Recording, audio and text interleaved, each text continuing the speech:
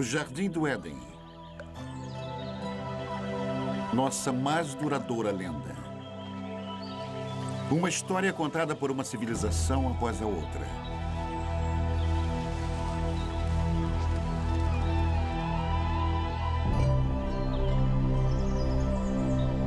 Uma história de sedução.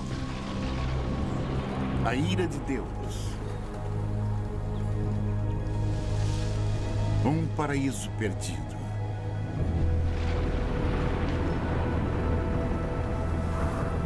Mas será somente uma fábula? Existem provas de que as grandes histórias da Bíblia tenham sido verdade? De fato, existiu um lugar como o Éden?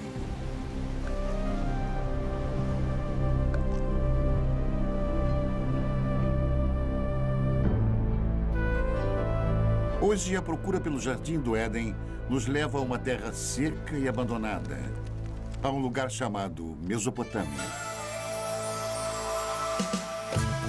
Mesopotâmia.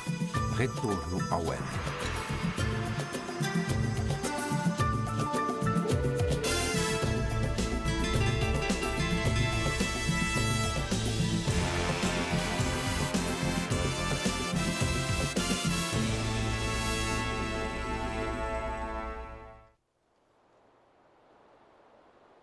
Esta é a terra onde as primeiras sementes de civilização humana foram plantadas. E foi aqui que 3 das maiores civilizações do mundo antigo surgiram: Babilônia, Assíria e Suméria.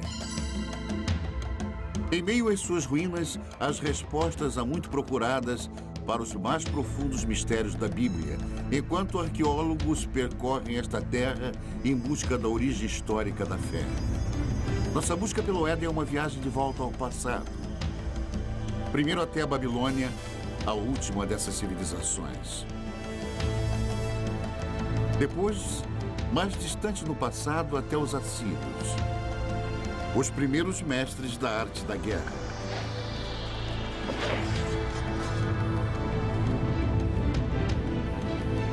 E, finalmente, um momento no passado tão longínquo que somente o Éden poderia ter precedido.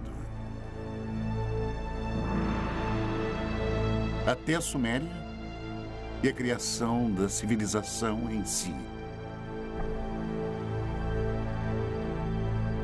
O grande arco da crescente fértil. Ao longo de mais de 6.000 anos, esta rica terra, situada entre os rios Tigres e Eufrates, deu início às primeiras grandes civilizações. Os gregos a chamam de Mesopotâmia. Nós chamamos de Iraque. Subpondo as camadas da história daqui, podemos trilhar as origens de nossas histórias mais antigas e nos transportar às raízes mais profundas da fé.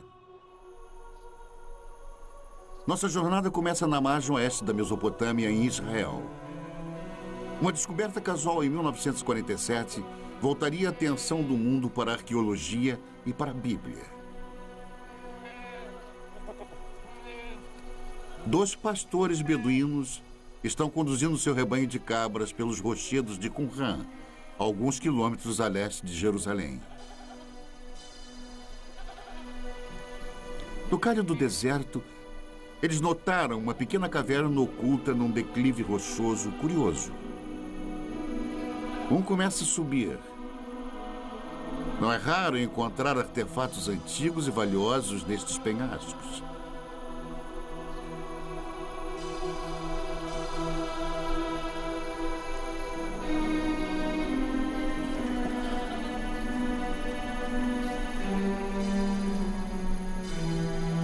Dentro da caverna, o pastor descobre destroços de antigos potes, fragmentos de pergaminhos de couro e algumas folhas de papiro, tudo intocado desde o tempo de Jesus.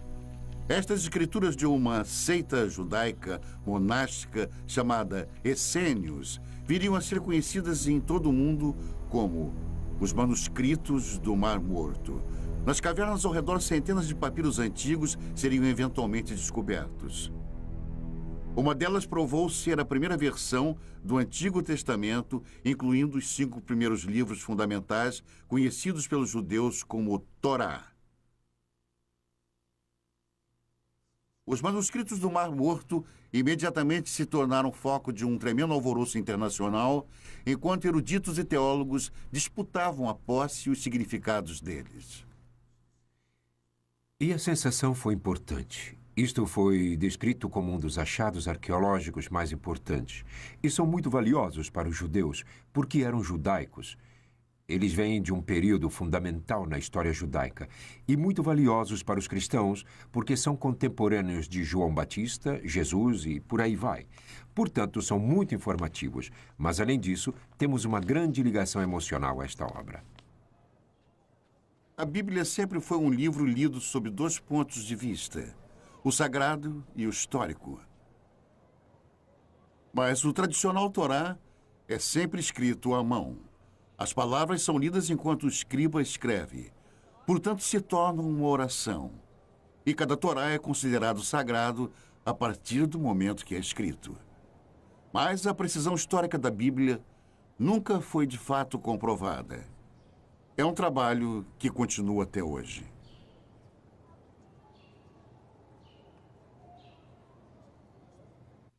Alguns dos livros da Bíblia são excelentes livros de história. Aliás, os primeiros livros históricos que existem, e muito preciosos, pois temos comparado com outras fontes, e eles mostraram ser muito preciosos. Por isso são tão importantes.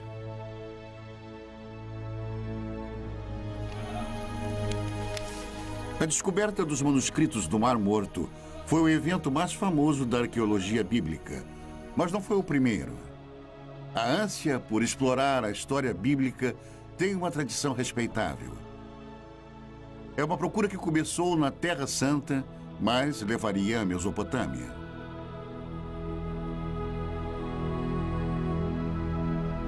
Ao longo da história, viajantes místicos e fiéis têm sido trazidos aos locais onde as grandes histórias da Bíblia ocorreram. Mas com a chegada do século XIX, um novo tipo de peregrino procurou fortificar sua crença na Bíblia através da recente ciência da arqueologia. Certamente não poderia haver confirmação maior de sua fé do que provar que a história bíblica foi real. O primeiro propósito dos arqueólogos bíblicos foi localizar lugares mencionados nas narrativas bíblicas e ver se alguma ilustração daqueles contos poderia ser encontrada. Para usar a cerâmica antiga, as antigas muralhas da cidade, as antigas armas como ilustrações de histórias bíblicas que todos eles haviam aprendido na infância.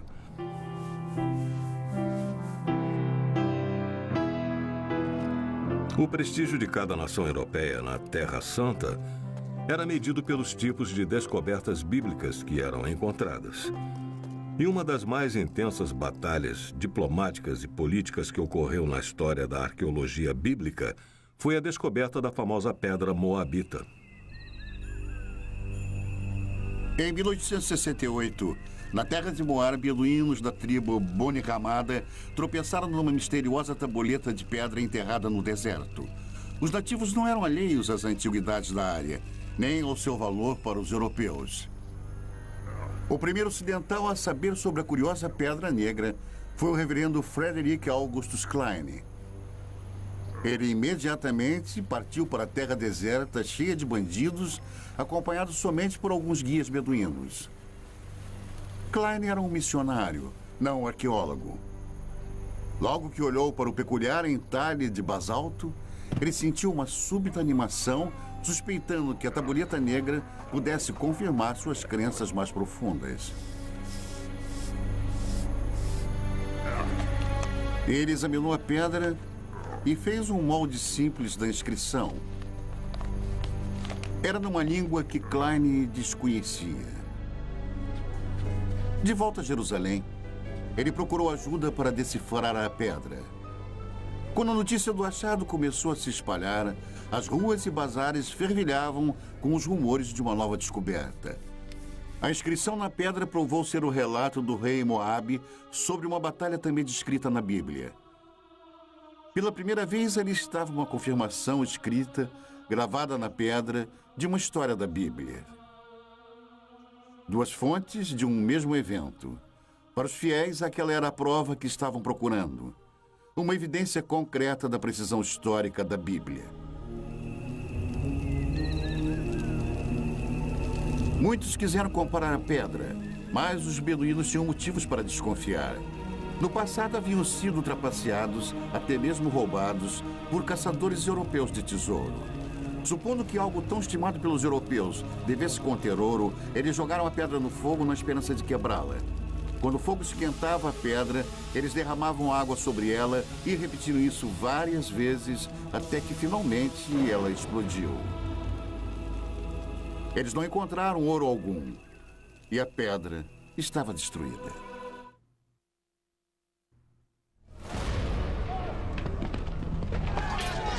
O ano é 586 a.C. O exército de Nabucodonosor, rei da Babilônia, invade Jerusalém com a ira de um Deus furioso. Estamos a quase 6 séculos antes do nascimento de Cristo. Os romanos ainda nem sonhavam com o império. É um capítulo negro na história dos judeus, enquanto a impetuosa estrela da Babilônia nasce.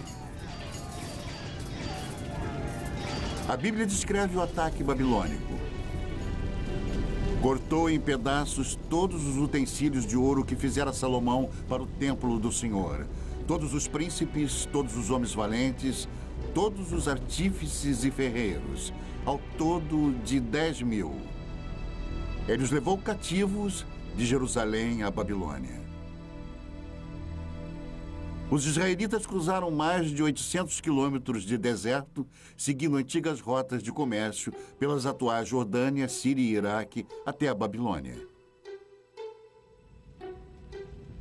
Em Salmos 137, os israelitas lamentam: às margens dos rios da Babilônia, nós nos assentávamos e chorávamos, lembrando-nos de Sião. Como, porém, haveríamos de entoar o canto do Senhor em terra estranha? Fracos e exaustos, os israelitas chegaram à Babilônia, amedrontados com tamanha grandiosidade. Arrancados da modesta cidade de Jerusalém, eles contemplavam a majestosa capital do mundo antigo.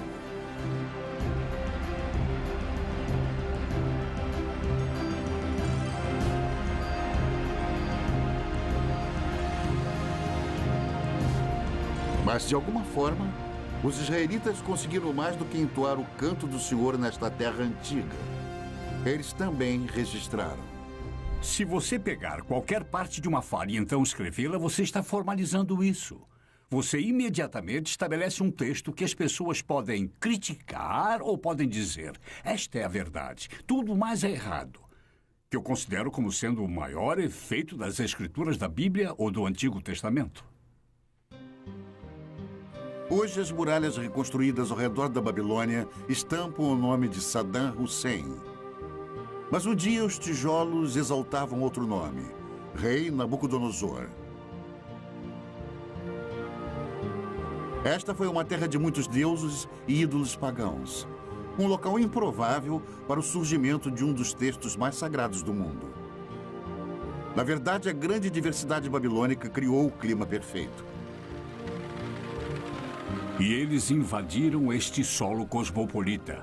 Até os mais educados e os mais cultos estavam sendo bombardeados com contato direto com outras pessoas, e digo pessoas diferentes. Os israelitas se viram numa violenta mistura de raças e línguas em conflito com deuses e demônios. Que cidade é esta? O Apocalipse perguntaria. Vestida de púrpura e de escarlate, adornada de ouro, de pedras preciosas e de pérolas. A morada dos demônios, covil de toda espécie de espírito imundo. Babilônia, a grande mãe das meretrizes e das abominações da terra. Mas em meio a todas as abominações, talvez até mesmo por causa delas, foi onde a Bíblia se tornou um livro pela primeira vez. Ameaçados por uma nova cultura esmagadora, escribas hebreus se empenharam em preservar e solidificar a identidade judaica. Durante 3 gerações de escravidão, os escribas uniram a tradição oral de Israel, novas escrituras e textos sagrados em um único manuscrito. Nascia a Bíblia. Felizmente para eles, os babilônios eram bem liberais. Eles os permitiram manter sua própria cultura, sua própria religião, estudar seus próprios livros. Foi isso que preservou a Bíblia até os dias de hoje. Mas como os livros da Bíblia surgiram nos longos anos de exílio, a cultura babilônica teria influenciado profundamente o trabalho dos escribas israelitas. Eles eram pessoas muito cultas, eu suponho. Muitas das que foram exiladas. E escribas conversavam com escribas. Tenho certeza que foi assim que muita informação foi transmitida. E a troca de ideias e conhecimento deve ter sido, eu diria, devastadora, deve ter sido extraordinária. A Bíblia eventualmente refletiria as histórias e tradições dos babilônios e até mesmo das primeiras civilizações mesopotâmicas. Os israelitas não podiam ignorar a cultura próspera e os grandes monumentos babilônicos. Seus templos estavam entre as maiores construções do mundo antigo. Construções públicas enormes. Uma via processional, o palácio de Nabucodonosor, com seus legendários jardins suspensos, palmeiras, o rio. Se você tivesse cruzado o portão de Ishtar, teria sentido o odor da brisa. E era intencional. Você estava na presença de algo poderoso. Mas por todos os lados estava a cidade, as pessoas, os plebeus. Os desfiladeiros, travessas tortuosas, o tumulto de pequenas lojas, multidões de pessoas caminhando, pequenos bairros, amontoados, cheios de vida.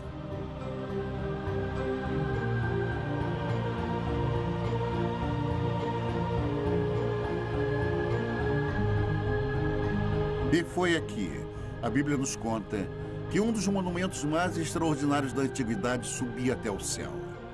A Torre de Babel. Durante eras, aventureiros e peregrinos esperavam que, encontrando a famosa torre, pudessem provar a veracidade das histórias da Bíblia. Um dos que falharam teria escrito: nenhum homem ousa se aproximar da torre, pois está deserta e cheia de dragões e enormes serpentes e de bestas venenosas. Viajantes medievais afirmaram ter encontrado a torre. Esta almádena em espiral ainda se encontra no norte do Iraque. Mas eles estavam errados. Esta torre foi construída 1500 anos depois e muito distante das muralhas da Babilônia. Talvez a mais intrigante possibilidade tenha sido feita por Robert Caldwell, um arqueólogo alemão no início do século. Ele descobriu uma trincheira retangular com alguns tijolos restantes. Muitos especialistas acreditam que Caldwell tenha descoberto tudo o que restou da famosa torre. Os enormes monumentos babilônicos causaram uma forte impressão nos escribas bíblicos. Mas a herança mais duradoura que sobrevive até hoje é uma novidade babilônica ainda mais impressionante: o Código de Lei. A Babilônia foi a primeira civilização na Terra a ter um código de lei escrito. A pedra, originalmente esculpida, é uma importante relíquia perdida por centenas de anos. Ela apareceria no final do século XIX. Uma pedra esculpida com um dos mais importantes documentos legais de todos os tempos. 1200 anos antes dos israelitas serem levados em cativeiro, o rei da Babilônia mandou esculpir uma pedra com as leis que carregam o seu nome. Código de Hammurabi. Estas escrituras podem ser tidas como precursoras do Código de Lei em Êxodo, Levítico e Deuteronômio. Nas sociedades em que o conhecimento e a lei são transmitidos e compartilhados oralmente, o precedente é muito importante. Quando foram escritos, as pessoas que o fizeram tinham imenso poder.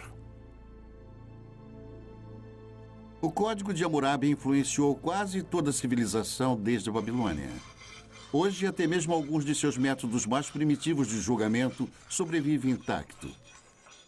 Hammurabi descreve um ritual chamado aprovação, um teste doloroso, até mesmo mortal, de culpa ou inocência.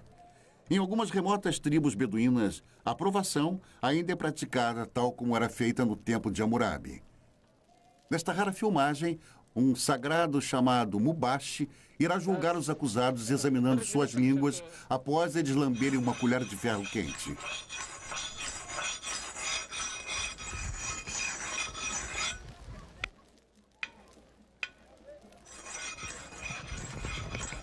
Estes homens foram acusados de roubo.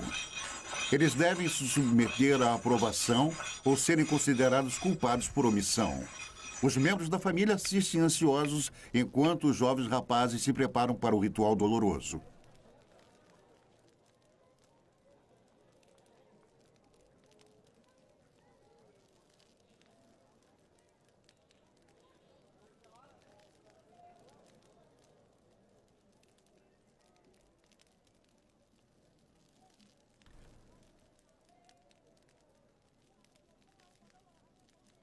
A água não alivia a dor.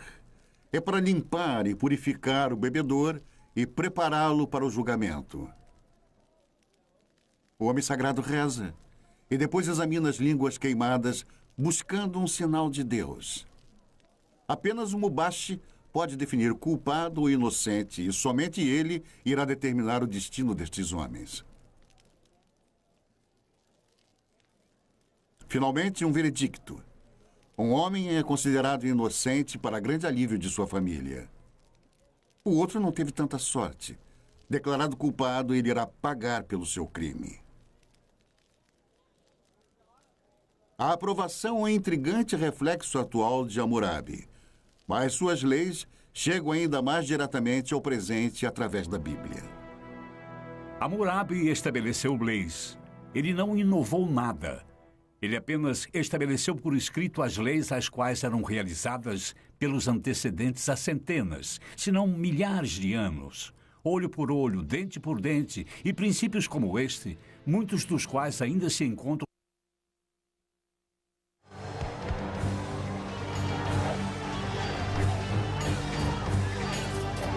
O mais mortal de todos os exércitos mesopotâmicos a viver no Antigo Mundo foram os assírios. Na Bíblia, eles são os símbolos definitivos da tirania de sangue e opressão impiedosa.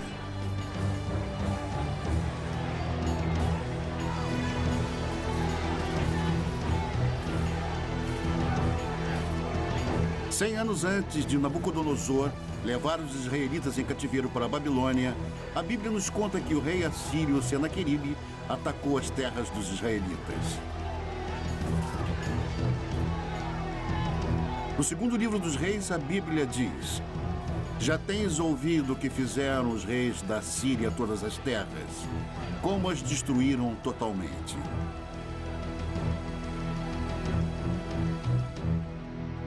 Os assírios eram dominados por reis déspotas. Eles acreditavam no poder absoluto. E poder absoluto significa controle. E o poder absoluto quase que invariavelmente se mantém no poder graças à eficiência e força militar. E os assírios mantinham uma enorme máquina de guerra forte e eficiente. E nas paredes dos palácios dos reis assírios estavam as narrativas de algumas de suas expedições, escritas de forma vaidosa, gloriosa, grandiosa e eloquente. Os assírios, eles poderiam tomar uma cidade e empilhar as cabeças dos cidadãos dominantes do lado de fora dos portões, ou pegavam o rei da cidade, o esfolavam vivo e pregavam sua pele no muro, mas todos faziam isso. O poder assírio, simbolizado pela caça ao leão real, estava nas mãos de impiedosos reis guerreiros. Até mesmo a Bíblia demonstra uma relutante admiração.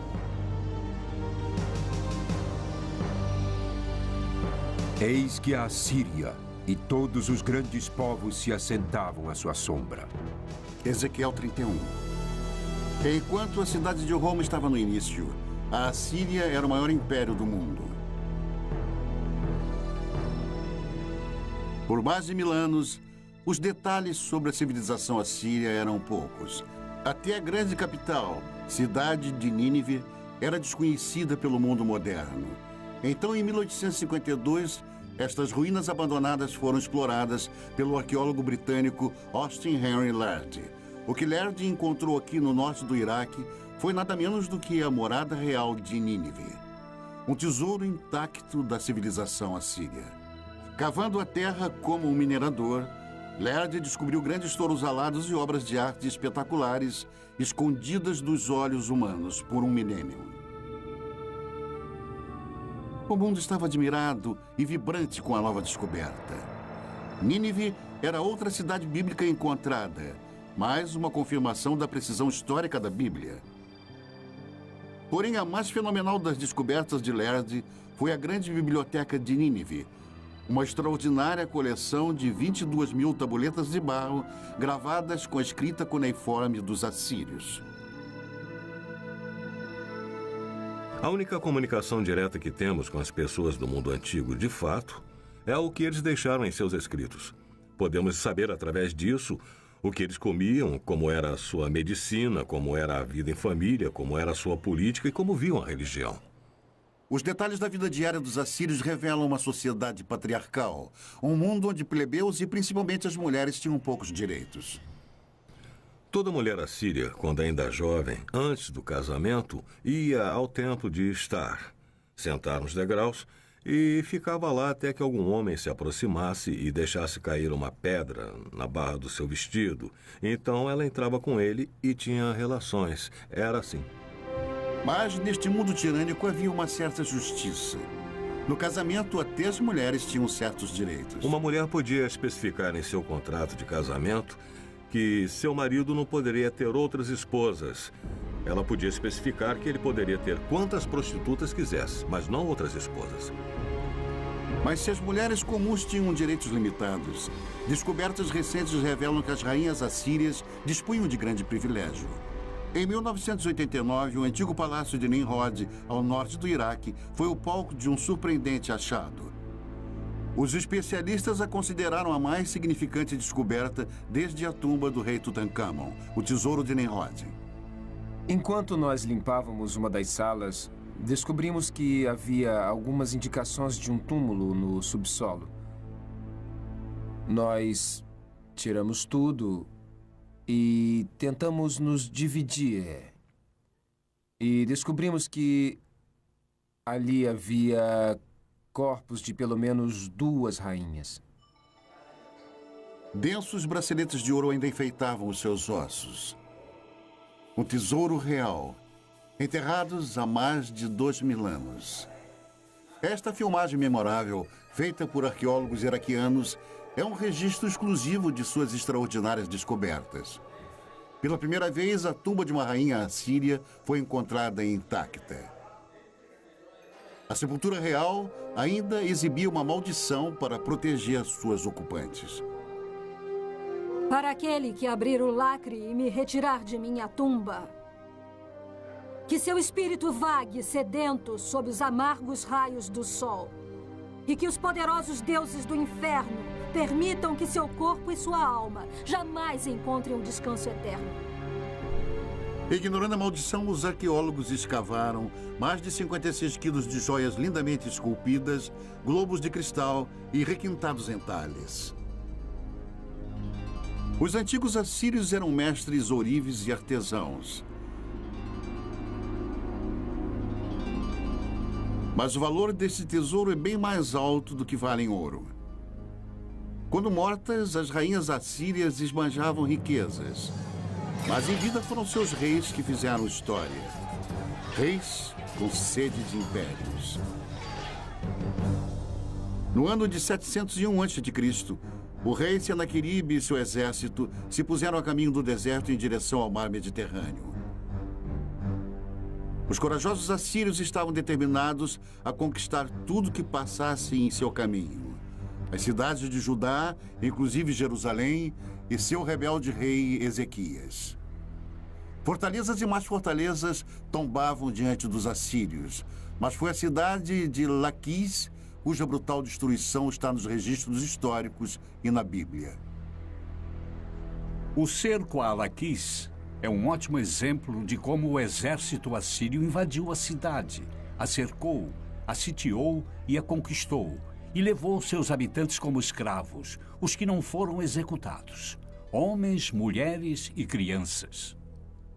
A técnica era muito simples, era uma conquista bruta, rápida e sistematicamente eficiente.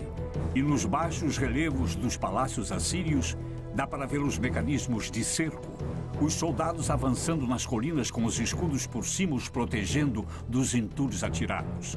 Mas eles não tinham chance. Os outros eram soldados profissionais, eram uma máquina.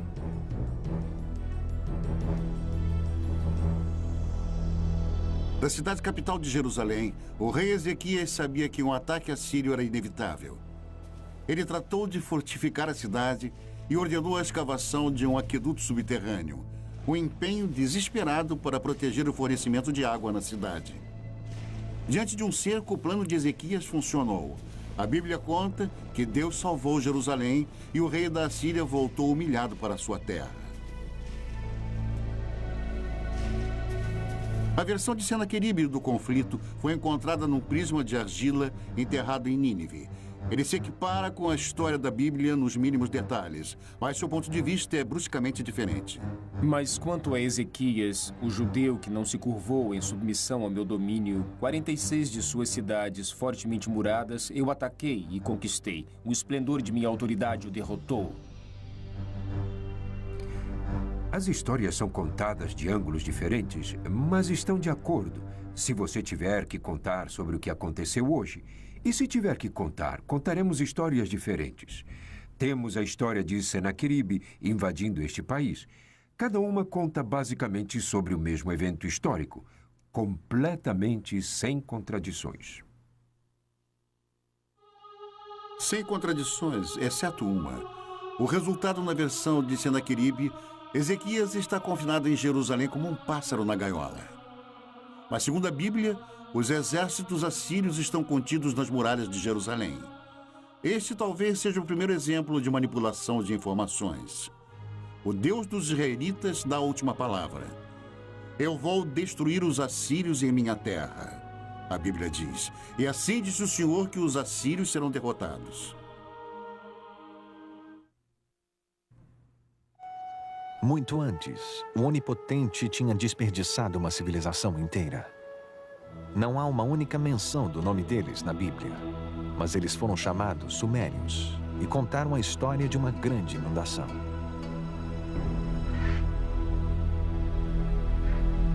É uma das mais famosas histórias de toda a Bíblia, a saga da Arca de Noé.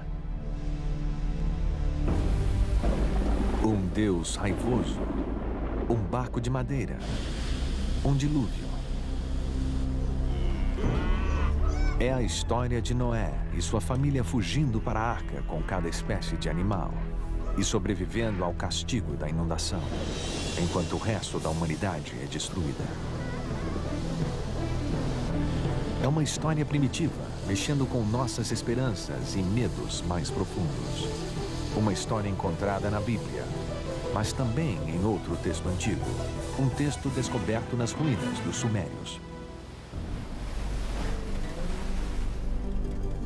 No começo deste século, um grupo de blocos mesopotâmicos foram traduzidos. Eles revelaram a primeira lenda conhecida de uma enchente cataclísmica. O primeiro épico escrito do mundo é a história do mítico rei Gilgamesh. A história dele sobre uma grande enchente precede a da Bíblia por pelo menos 2000 anos. Por 7 dias e 7 noites, uma enchente tinha invadido a terra e o barco gigante foi lançado pelas tempestades. O barco navega até uma montanha. Ele solta os pássaros, que é a história que tem uma semelhança com a enchente bíblica. É uma história maravilhosa. Mais de 5.000 anos atrás, a história do grande dilúvio foi contada primeiro aqui, nas cidades antigas da Suméria: Uruk, Eridu e Ur. Na Suméria, encontramos o início de quase tudo que nos fez civilizados. Eles inventaram a roda, o governo e a jardinagem. Suméria, a primeira civilização na Terra. Em uma terra sem pedra, eles projetam tijolos de barro, como aqueles ainda feitos e usados hoje. E daqueles simples blocos de construção, eles levantaram os primeiros grandes monumentos, chamados zigurats, construindo templos que invadem dezenas de metros pelo ar. Os sumérios inventaram um minuto de 60 segundos e até mesmo o adolescente problemático. Onde você foi? Não fui em lugar nenhum. Se você não foi a lugar nenhum, por que fica perdendo tempo? Vá para a escola. Fique na frente do seu professor. Narre a sua lição de casa, escreva o seu trabalho. Você me entendeu? Sabemos sobre os sumérios, o que fizeram em suas vidas diárias, graças à mais impressionante invenção deles, a escrita.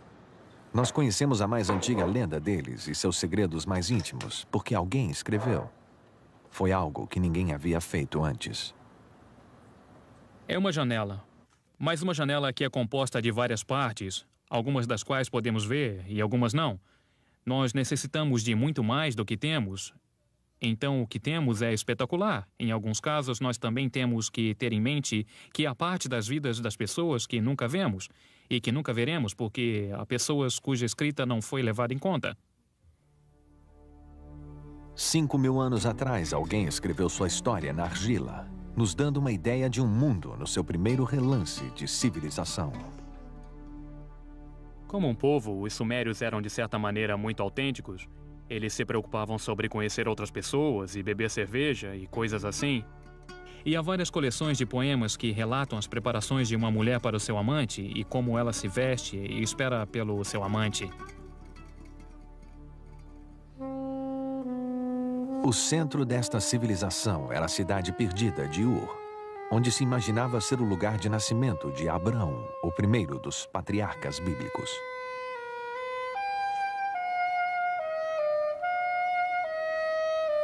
É o sumário de uma cidade bíblica em termos arqueológicos, porque era um lugar de uma das mais famosas escavações arqueológicas que já ocorreu entre os anos 1920 e 1930, por um notável arqueólogo britânico chamado Leonard Woolley.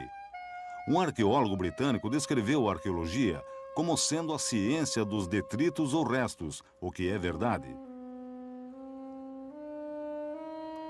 Mas me dê um arqueólogo que possa fazer pedras e ossos e tijolos e potes criarem vida. Leonard Woolley era assim. Ele pegaria pessoas num passeio por um pequeno quarteirão de Ur, onde as fundações da casa estivessem expostas, e conforme fossem andando, ele falaria da vida das pessoas que viveram nestas casas. Falaria sobre os fornos, as janelas, os tetos rebaixados, os móveis. E Ur, nas mãos de Woolley, ganhava vida. Woolley cavou este enorme buraco. Ele ia através da cidade e se tornava cada vez menor. E então havia esta inútil camada de lodo. E Woolley recontava como a mulher dele veio e olhou para aquilo. E ela era uma senhora simples. Olhou para aquilo e disse: "Oh, aquilo é a enchente." E luzes se acenderam. E Woolley disse que isto era uma evidência do dilúvio bíblico. E o que ele fez? Trouxe dinheiro. E Ur foi uma das escavações que foi vendida brilhantemente.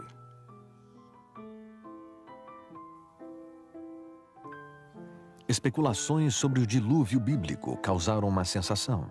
Mesmo sem uma prova concreta, foi como se a ciência e a Bíblia tivessem se unido no desolado deserto do sul do Iraque. Woolley iria finalmente desenterrar um tesouro indiscutível.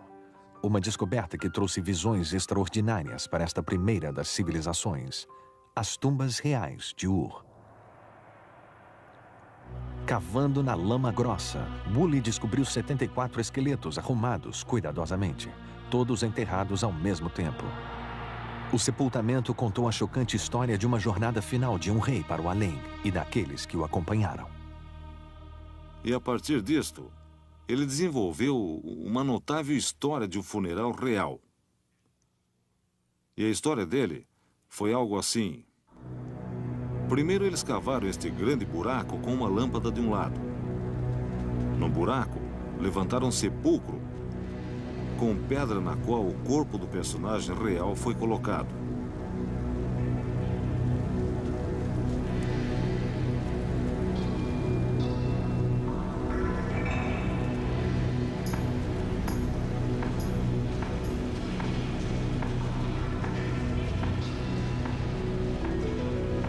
Então, a corte inteira entrou no buraco.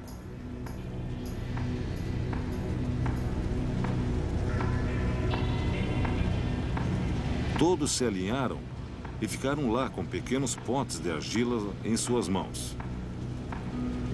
E então, no sinal, todos beberam veneno.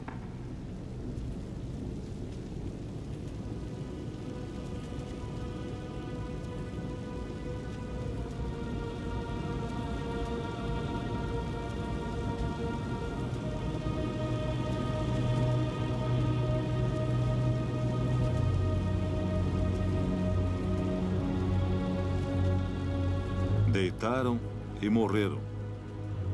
Então, o príncipe foi para o seu túmulo acompanhado por todos os seus seguidores.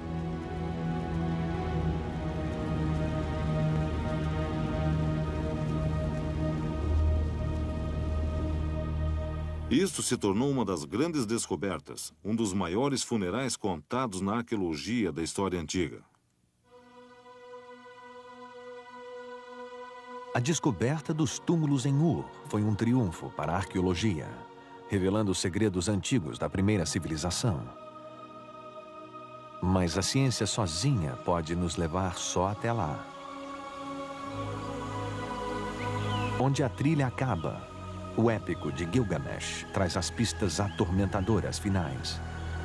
Pistas que nos levam de volta a um jardim e a um lugar chamado paraíso.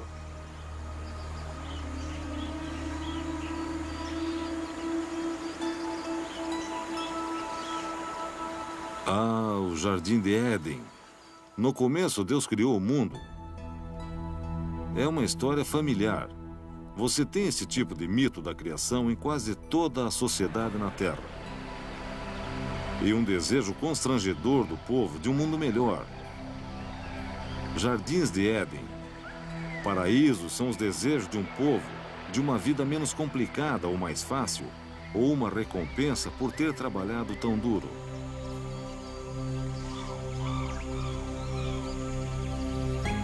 No antigo épico sumério de Gilgamesh, o nome dado ao paraíso é Dolmen. É um lugar além da habitação humana normal e como se apresenta no mito sumério da enchente, que é onde os sobreviventes da enchente foram morar. E há outros mitos que mostram Dolmen como um lugar onde tudo era perfeito. Dolmen aparece na lenda mesopotâmica como uma espécie de jardim do Éden. Como um tipo de paraíso, um lugar de verdejante frescor e água abundante, e ventos e brisas. É um lugar de maravilhas, um lugar perfeito. É também o lar para uma serpente. No épico antigo, a serpente rouba a flor que gera a imortalidade. E assim como Adão, Gilgamesh deve deixar o jardim e morrer. A ideia do paraíso parece universal. Mas no que se baseia? Este lugar existiu? A resposta indica um lugar encantado e real. 640 quilômetros ao sul da antiga cidade sumeriana de Ur, fica a ilha de Bahrein. Um mercado essencial nas rotas do comércio através dos desertos áridos e mares salgados da Mesopotâmia.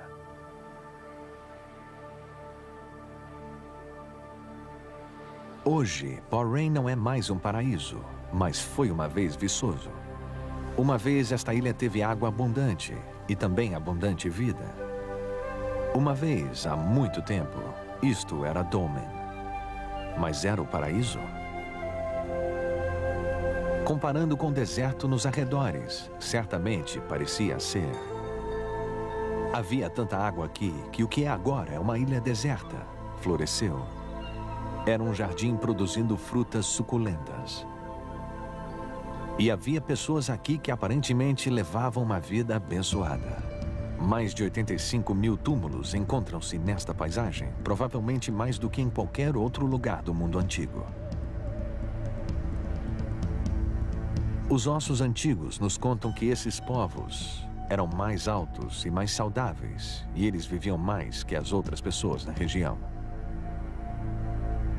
E nos túmulos está a mais surpreendente chave: os restos de cobras, ritualmente embalsamadas em algum lugar no passado há mais de 4.000 anos.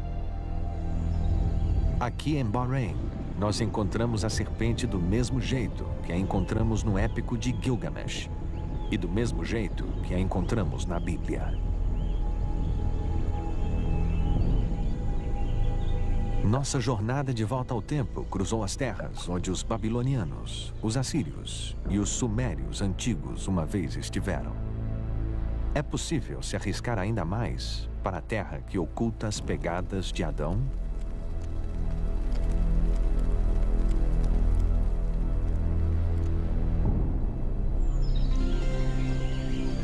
Aqui, fé e razão devem caminhar juntas. Nós agora sabemos que houve uma ilha paradisíaca na Mesopotâmia. É nossa escolha acreditar que era o paraíso.